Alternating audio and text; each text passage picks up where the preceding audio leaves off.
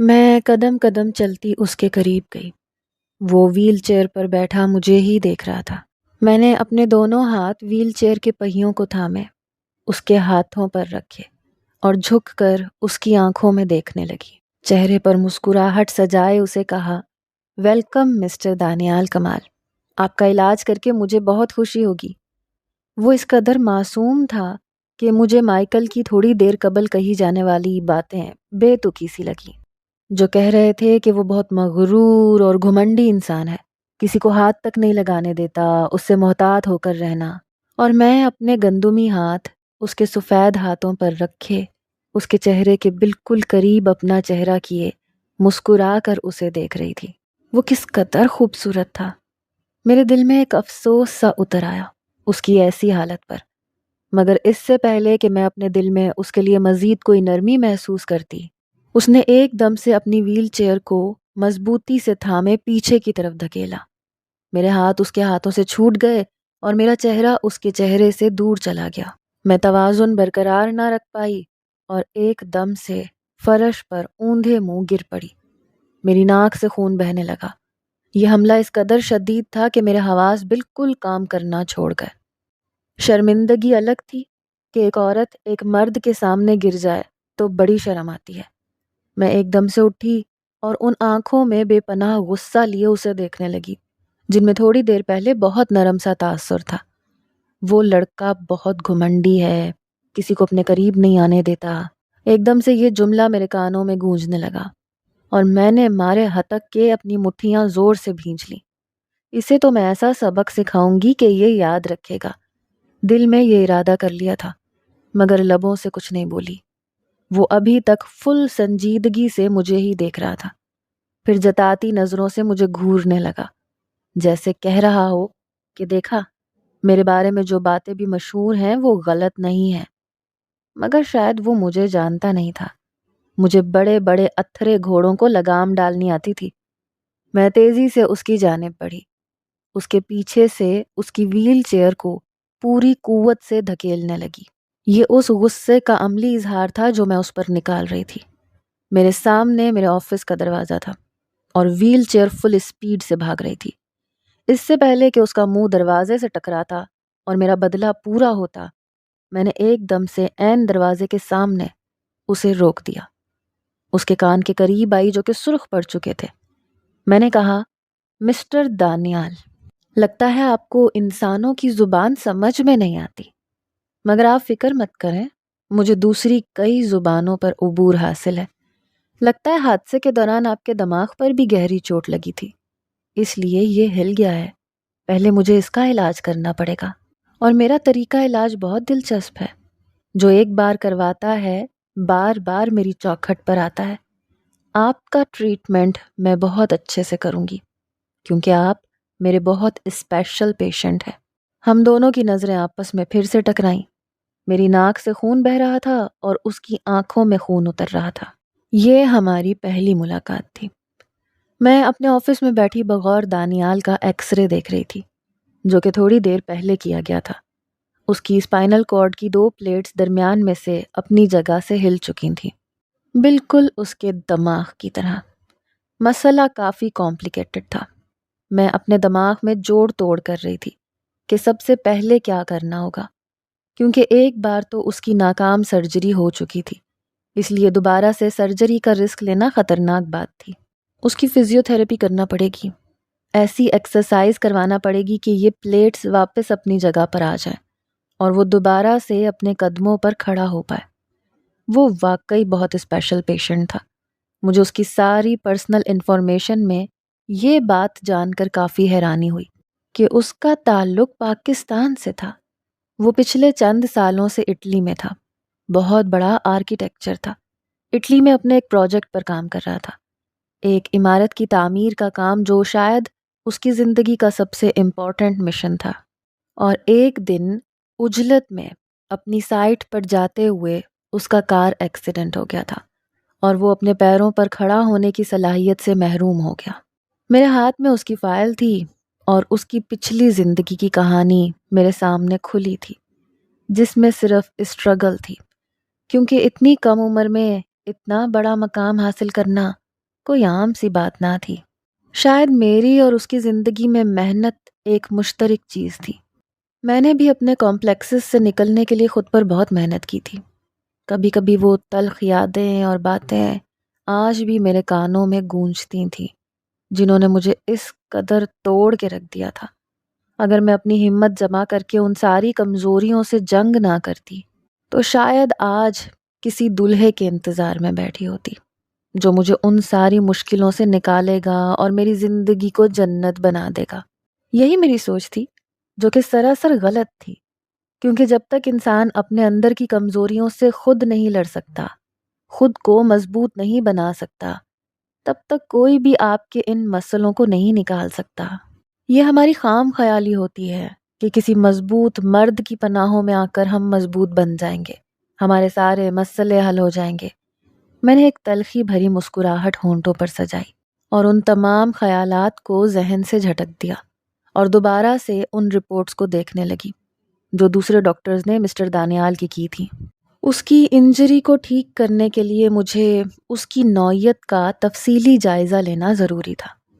بالآخر میں نے اپنی آنکھوں سے چشمہ اتار کر میز پر رکھا اور اپنی آنکھیں مسلنے لگی۔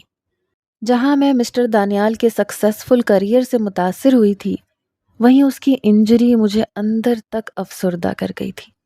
حالانکہ ہماری پہلی ملاقات کافی زیادہ تلخ تھی اور وہ واقعی بڑا کھڑوس انسان تھا، مگر نہ جانے کیوں اس پر غرور جچتا تھا۔ جس شخص نے زندگی میں اتنا سٹرگل کیا ہو اور اس مقام تک پہنچا ہو، اس کی ناک پر تھوڑا بہت غرور تو ہونا ایک نارمل بات ہے۔ ویسے بھی میں نے ان 5 سالوں میں نہ جانے کیسے کیسے مریضوں کی تھیراپی کی تھی، اس لیے میں ان چیزوں کی عادی تھی۔ میں انہی سوچوں میں گم تھی کہ دروازے پر ہلکی سی دستک ہوئی۔ میں ایک دم چونک کر سیدھی ہوئی۔ اندر مائیکل داخل ہو چکا تھا۔ اس نے ایک مسکراہٹ میری طرف اچھالی اور کرسی پر بیٹھ کر کہنے لگا، آپ کی ناک کیسی ہے؟ ساتھ میں ہنسنے بھی لگا۔ تو اس کھڑوس نے مائیکل کو بھی اس حادثے کے بارے میں بتا دیا تھا۔ میں نے کہا، میری ناک بالکل ٹھیک ہے۔ کہنے لگا، پتہ ہے ناک پر چوٹ لگنا انا پر چوٹ لگنے کے برابر ہوتا ہے۔ میں نے کہا، ہم ڈاکٹروں کی کوئی انا نہیں ہوتی، کیونکہ ہمیں اکثر اوقات پاگل مریضوں کا بھی علاج کرنا پڑتا ہے، اس لیے اپنی انا اور ناک کو ایک سائیڈ پر رکھنا پڑتا ہے۔ مائیکل نے مسکرا کر میری طرف دیکھا، کہا کہ اسی لیے تمہارا انتخاب کیا ہے، کیونکہ اس اڑیل گھوڑے کو تم ہی لگام ڈال سکتی ہو، اور وہ گھوڑا اس ہاسپٹل میں سیشن لینے کو بالکل بھی تیار نہیں ہے۔ اس کو ایک فزیو تھراپسٹ کی ہر وقت 24 گھنٹے ضرورت ہے، اور وہ چاہتا ہے کہ وہ تمہیں ہائر کر لے اپنے لیے جب تک کہ وہ مکمل ٹھیک نہ ہو جائے۔ ویسے بھی اس ہاسپٹل میں تمہارا یہ لاسٹ ایئر ہے اور چند ہی دنوں میں تم ایک ڈگری یافتہ آرتھوپیڈک سرجن بن کر نکلو گی۔ تمہیں پریکٹس تو کرنی ہی ہے، تو ہاسپٹل کے بجائے اس کے گھر میں کر لینا۔ وہ مریض 24 گھنٹے دستیاب ہوگا، تم جتنی بار اپنا ہاتھ سیدھا کرنا چاہو کر سکتی ہو۔ اس نے ایک آنکھ دبا کر مجھے اشارہ کیا۔ میں نے کہا، جو انسان 24 سیکنڈ کے لیے مجھے اپنے سامنے برداشت نہیں کر سکا، وہ 24 گھنٹے کیسے کرے گا؟ اور میں اسے ہاتھ لگائے بغیر اس کا علاج کیسے کر سکوں گی؟ جس پر مائیکل نے کہا کہ اس کا جواب تو تمہیں خود ہی تلاش کرنا ہوگا، کیونکہ یہ بات تو میری سمجھ سے بھی باہر ہے۔ وہ ایک دم جھنجھلا کر اٹھا، کہا کہ سامان وغیرہ پیک کر لینا، 2 گھنٹے بعد ایک گاڑی آئے گی اور تمہیں پک کر کے اس کے گھر لے جائے گی۔ بیسٹ آف لک۔ میرا کوئی بھی جواب سنے بغیر وہ کمرے سے رفو چکر ہو چکا تھا اور میں سر پکڑ کر بیٹھ گئی۔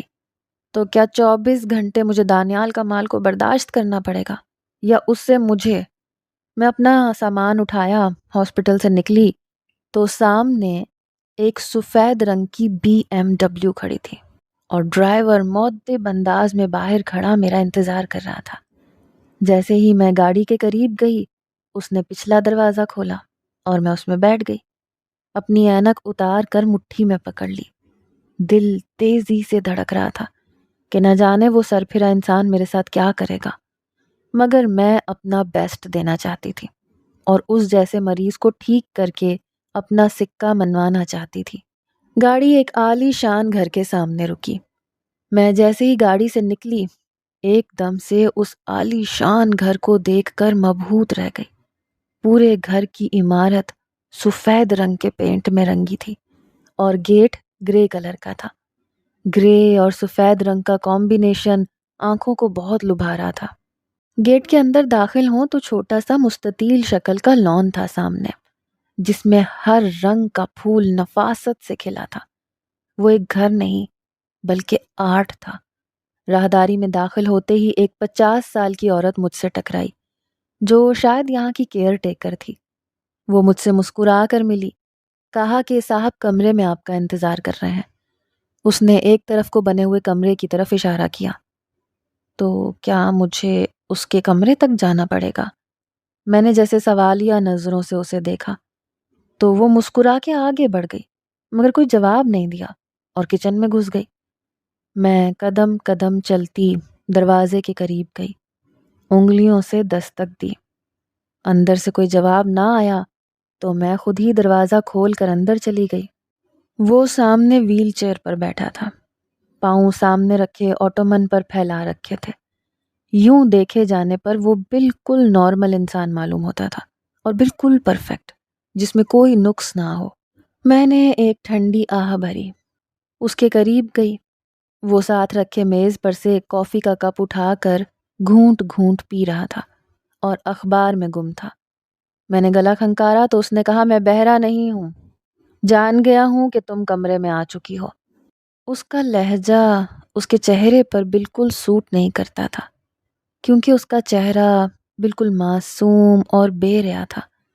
خیر میں نے اسے نظر انداز کیا، کہا کہ اگر آپ کافی پی چکے ہیں تو ہم پہلا سیشن اسٹارٹ کرتے ہیں۔ شام کے تقریباً 6 بج رہے ہیں۔ میں نے گھڑی پر نظر دوڑائے بات کو جاری رکھا، مگر میں اس کمرے میں کمفرٹیبل نہیں ہوں، اور نہ ہی اس کمرے میں وہ سارا سامان موجود ہے جو کہ ایک فزیو تھراپسٹ کو چاہیے ہوتا ہے۔ کہنے لگا، میں اتنا بھی جاہل نہیں ہوں جتنا تم مجھے سمجھ رہی ہو، اور اس کمرے میں نے تمہیں نہیں بلایا بلکہ تم خود چل کر آئی ہو۔ میرے باڈی ایکسرسائز کے لیے جو بھی سامان درکار تھا وہ سب ساتھ والے ہال میں سیٹ کروا چکا ہوں میں، مگر تم اس کمرے تک آ ہی گئی ہو تو یہاں بیٹھو اور میرے چند اصول ذہن نشین کر لو۔ میں نے کہا، نہیں، مجھے یہاں نہیں بیٹھنا، میں یہاں کھڑی ہو کر سن رہی ہوں۔ آپ اپنے اصول ارشاد فرما دیں تاکہ میں ان کو پلو سے باندھ لوں اور ہم شام کی ایکسرسائز اسٹارٹ کریں، کیونکہ پہلے ہی کافی لیٹ ہو گیا ہے۔ میں نے کافی عجلت میں کہا۔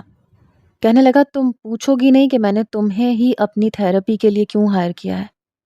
اور یہ ایسا سوال تھا جو میں واقعی جاننا چاہتی تھی، کیونکہ اس کے انگ انگ سے میرے لیے بیزاری جھلک رہی تھی۔ یوں لگتا تھا جیسے وہ مجھ سے کترا رہا ہے، مگر پھر بھی 24 گھنٹے کے لیے مجھے اپنے سر پر مسلط رکھنے کو تیار ہے۔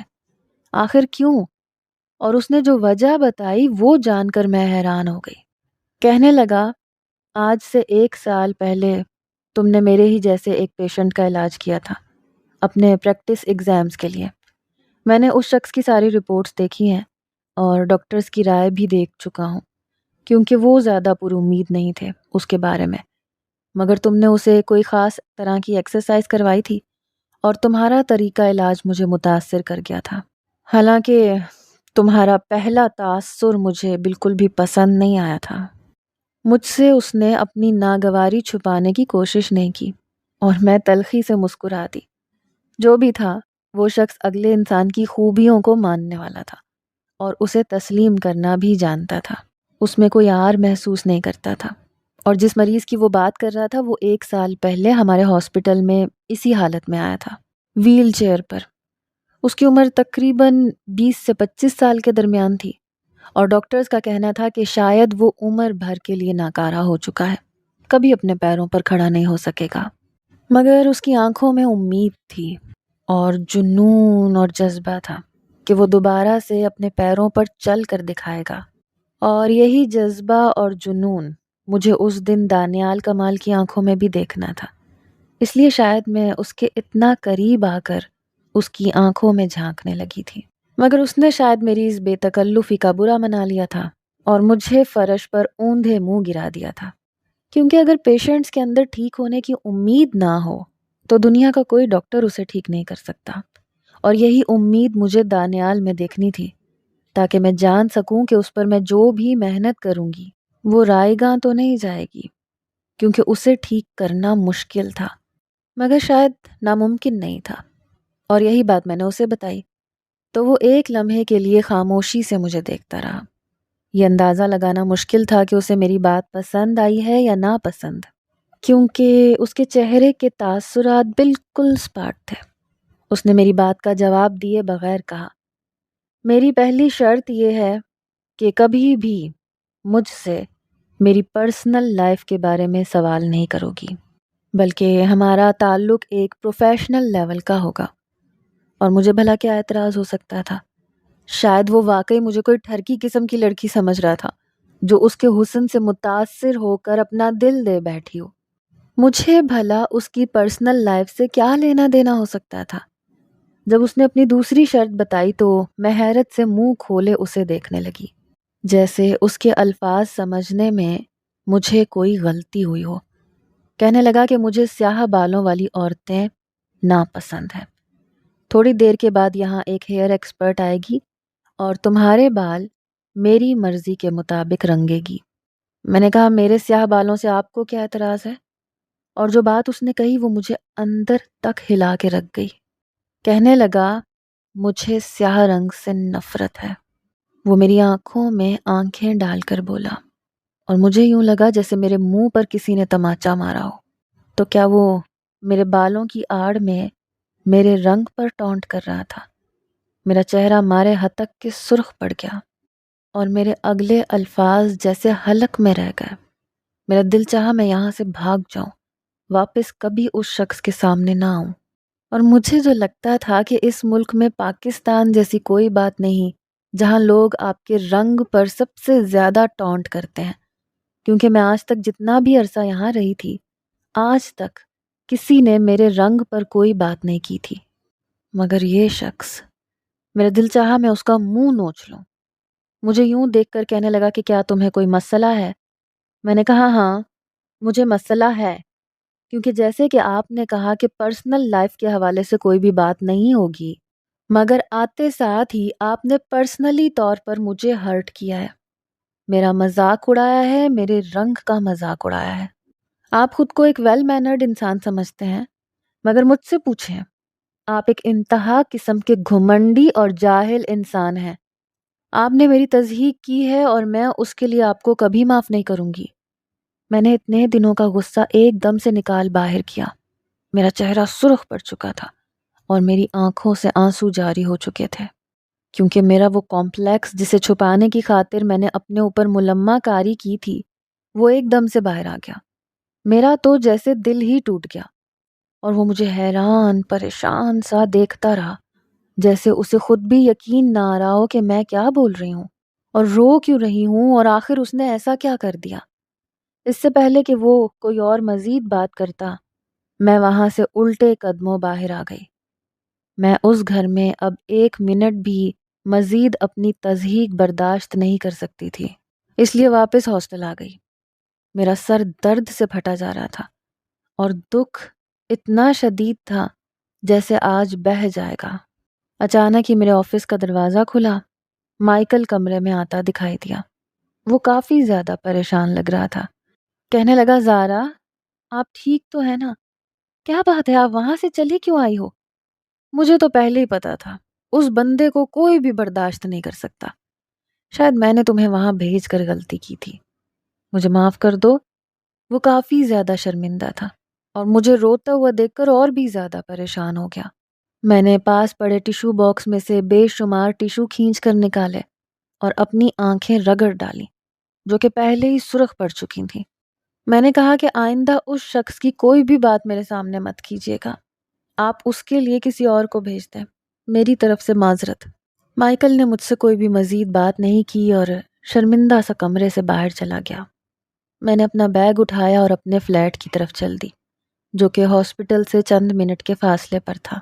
مجھے لگتا تھا کہ اٹلی جیسے ملک میں رہتے ہوئے میں سکون سے اپنی زندگی گزار سکوں گی، اپنی مرضی کے مطابق، جہاں پر کوئی مجھے میرے ماضی کے حوالے سے تانا نہیں دے گا۔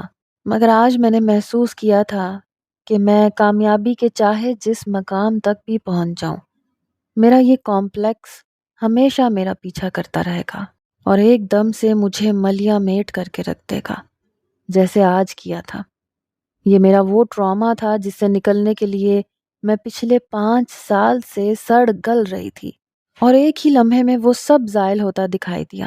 اب نہ جانے میں خود کو کیسے سنبھال سکوں گی، کیونکہ میں ایک بدصورت کالی لڑکی تھی اور یہ چیز کبھی میرا پیچھا نہیں چھوڑے گی۔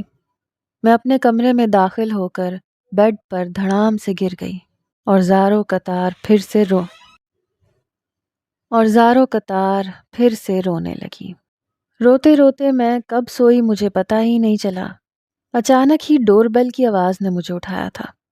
میں نے چونک کر آنکھیں کھولیں تو صبح کے 5 بج چکے تھے۔ بھلا اس وقت میرے دروازے پر کون ہو سکتا ہے؟ مجھے ذرا سی تشویش لاحق ہوئی۔ میں جلدی سے اٹھی۔ میرا حلیہ وہی کل والا تھا، نہ میں نے کپڑے چینج کیے تھے اور میرے بال بھی بکھرے ہوئے تھے۔ جلدی جلدی آئینے کے سامنے کھڑے ہو کر خود کو نارمل کیا۔ واش روم میں گھسی اور چہرے پر چند چھینٹے مارے۔ آنکھوں کی سرخی کچھ کم ہوئی، مگر جیسے ہی میں نے دروازہ کھولا، کل والا غصہ ایک دم سے میرے چہرے پر پھر سے چھلکنے لگا، کیونکہ سامنے شرمندہ شرمندہ سا مائیکل کھڑا تھا، اور اس کے ساتھ ویل چیئر پر بیٹھا وہ شخص جس سے مجھے نفرت تھی، جس نے مجھے ایک ہی لمحے میں زمین بوس کر دیا تھا اور جس کی میں شکل بھی نہیں دیکھنا چاہتی تھی۔ وہ مجھے بغور دیکھ رہا تھا۔ اس کے دونوں ہاتھ اس کی تھوڑی کے نیچے براجمان تھے اور وہ بڑی فرصت سے مجھے دیکھ رہا تھا۔ میں نے مائیکل کو گھور کے دیکھا اور آنکھوں سے سوال کیا کہ میری کل والی تنبیہ بھول گئے تھے، اور اس نے شرمندگی سے جیسے وضاحت دینے کی کوشش کی۔ کہنے لگا، صرف 5 منٹ میری بات سن لو، شاید کوئی بہت بڑی غلط فہمی ہو گئی ہے۔ میں نے کہا، تم اندر آؤ، لیکن میں اس شخص کو اپنے فلیٹ میں نہیں گھسنے دوں گی۔ کہنے لگا، ٹھیک ہے، مجھے تو اندر آنے دو۔ میں نے راستہ چھوڑا تو وہ میرے ساتھ اندر آ گیا اور میں نے دروازہ زور سے بند کر دیا۔ میں اتنی بری مہمان نواز نہیں تھی، مگر اس شخص کے لیے میں کبھی بھی دروازہ نہیں کھولوں گی، یہ تو طے تھا۔ مائیکل نے کہا کہ کیا تم نے مسٹر دانیال کمال کی فائل پڑھی تھی؟ اس میں ان کی پرسنل انفارمیشن درج تھی۔ میں نے کہا کہ میری اس بے عزتی کا اس فائل سے کیا تعلق ہے جو اس نے میری کل کی ہے؟ کہنے لگا، بڑا گہرا تعلق ہے، اسی لیے میں نے وہ فائل تمہیں پکڑائی تھی۔ میں نے کہا، میں نے سرسری سا جائزہ لیا تھا، ویسے بھی مجھے اب کوئی انٹرسٹ نہیں اس کے بارے میں مزید جاننے کا۔ کہنے لگا، اس فائل میں اس کے ایک ٹراما کا ذکر تھا جو کہ اس کی شخصیت پر ایک گہری چھاپ چھوڑ گیا تھا۔ اسے بلیک کلر فوبیا ہے۔ تم جب کل اس کے گھر گئیں تو تمہیں کوئی ایک بھی چیز بلیک رنگ میں نظر آئی تھی کیا؟ اس نے جیسے ایک سوال کیا اور میں ایک دم چونک گئی، کیونکہ وہ 50 سال کی عورت تھی، اس کے بال بھی سلور شیڈ میں رنگے تھے اور اس نے سفید رنگ کا لباس پہنا ہوا تھا۔ چوکیدار اور ڈرائیور سے لے کر کسی کے بھی لباس یا بالوں میں کوئی بلیک کلر کی جھلکی تک نہ تھی۔ اس گھر میں موجود پردے بھی سفید اور گرے رنگ کے تھے۔ میں حیرت سے مائیکل کو دیکھ رہی تھی۔ کہنے لگا، مسٹر دانیال کمال کا بچپن نارمل نہیں گزرا۔ بچپن میں اس کے ماں باپ کو کسی نے قتل کر دیا تھا اور اس قاتل کو اس نے اپنی آنکھوں سے دیکھا تھا، جس نے بلیک رنگ کا چوغا پہن رکھا تھا۔ وہ اکثر ہی اسے خواب میں آ کر ڈراتا تھا۔ تب سے ان کو بلیک کلر کا فوبیا ہے۔ یہ سچ ہے کہ وہ پوری دنیا سے بلیک کلر کو تو نہیں نکال سکتے، مگر جو لوگ ان کے انتہائی قریب ہوں انہیں اس بات کا خیال رکھنا پڑتا ہے۔ مائیکل نے جیسے شرمندگی سے وضاحت کی تو میرے ماتھے کی سلوٹیں کم ہو گئیں۔ مائیکل کہنے لگا کہ میں جانتا ہوں لڑکیاں اپنے بالوں کے حوالے سے کافی جذباتی ہوتی ہیں، اس لیے تمہیں بھی اچھا نہیں لگا ہوگا کہ وہ تمہارے بالوں کا رنگ بدلنا چاہتا ہے، مگر تم نے کچھ زیادہ ہی ری ایکٹ کر لیا۔ وہ ساری رات یہ سوچ کر پریشان ہوتا رہا کہ آخر اس لڑکی کو ہوا کیا ہے۔ تو کیا وہ واقعی میرے بالوں کے بارے میں بات کر رہا تھا؟ میں ایک دم سے کنفیوز ہو گئی۔ مائیکل نے کہا کہ اسے باہر کھڑا رکھنا مناسب نہیں ہے۔ اسے ایک بار اندر بلاؤ اور بیٹھ کر اس مسئلے کو سلجھاؤ۔ میں نے تو اسے کہا ہے کہ میں تمہارے لیے کوئی اور تھراپسٹ بھیج دوں گا جو اپنے بال خوشی خوشی تمہارے لیے رنگوا لے گی، مگر وہ بضد ہے اور ایک بار تم سے ملنا چاہتا ہے، اس لیے میں اسے یہاں لے آیا۔ اب آگے تم جو بھی فیصلہ کرو تمہاری اپنی چوائس ہے، مگر میرا خیال ہے کہ ایک بار بیٹھ کر اس سے تسلی سے بات کر لو۔ مائیکل صلح جو انداز میں بولنے لگا اور کچھ دیر بعد وہ سامنے ویل چیئر پر بیٹھا، ابھی تک مجھے دیکھ رہا تھا اور میں کرسی پر بیٹھی چائے کے کپ میں سے گھونٹ گھونٹ پی رہی تھی جو میں نے بطور مہمان نوازی کے اسے بھی بنا کر پیش کی تھی۔ میرے سیاہ لمبے لمبے بال چٹیا میں قید تھے۔ میں نے اس کی آنکھوں میں آنکھیں ڈال کر کہا کہ میری آنکھوں کا رنگ بھی سیاہ ہے، کیا ان میں بھی لینز لگوا لوں کیونکہ میں پاکستان سے ہوں؟ کہنے لگا لگوا لو تو اچھا ہے ورنہ تمہاری مرضی ہے۔ اس نے جیسے کندھے اچکائے اور میری اگلی بات نے اسے حیران کر دیا۔ میں نے کہا اور میری اسکن کلر کے بارے میں کیا خیال ہے کیونکہ یہ بھی بلیک ہے اور بدقسمتی سے اس پر سفید رنگ کی پالش نہیں کی جا سکتی۔ میری یہ بات سن کر وہ کچھ لمحے کے لیے تو حیران پریشان سا میری طرف دیکھنے لگا۔